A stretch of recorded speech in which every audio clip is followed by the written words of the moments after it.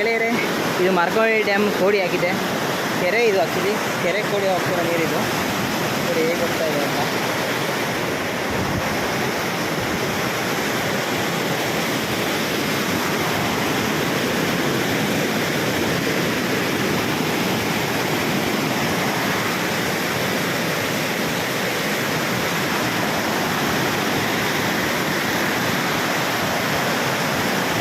ನಾವೀಗ ಮಾರ್ಕೋಹಳ್ಳಿ ಡ್ಯಾಮ್ನ ಶಿಂಷಾ ನದಿ ಏನು ಹರಿಯುತ್ತೆ, ಈ ನದಿಯ ಕೋಡಿ ಓಪನ್ ಆದಾಗ ಅಥವಾ ಮಾರ್ಕೋಹಳ್ಳಿ ಡ್ಯಾಮ್ನ ಓಪನ್ ಮಾಡಿದಾಗ ಹೋಗುವಂಥ ನೀರಿನ ದೃಶ್ಯ ಇದೆಲ್ಲ ನಿಮಗೋಸ್ಕರ ಇವತ್ತು ಪರಿಸ್ಥಿತಿ ತೊಗೊಂಡು ಇಷ್ಟು ಹೋಗ್ತಾ ಇದ್ದೀನಿ ನಾನು.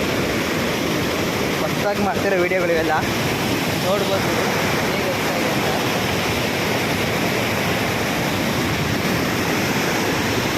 ಇಲ್ಲಿಗೆ ಯಾರೂ ಪ್ರವೇಶ ಇಲ್ಲ, ಕದ್ದು ಮುಚ್ಚಿ ಬಂದಿದ್ದೀವಿ ನಾವು.